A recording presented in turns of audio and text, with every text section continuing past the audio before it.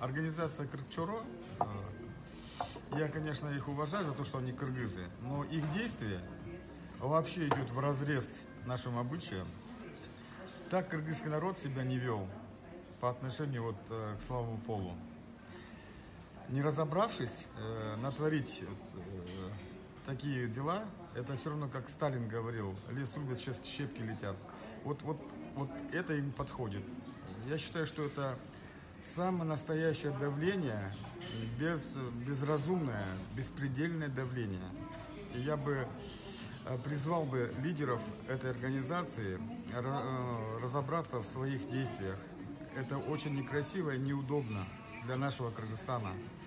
Не говоря уже о наших представительствах нашего слабого пола. Я очень сильно уважаю, мы от них породились, это наши матеря. И они берут, поднимают руки на них. Ну, такого бескультурия надо еще поискать. Да? Вот, хотел бы так сказать. Разберитесь в своих нравах. Это очень некрасиво и нехорошо. Спасибо. Элим, мен айтып келдим. Баарына салам айтып атам. Баары жакшы болот жакында.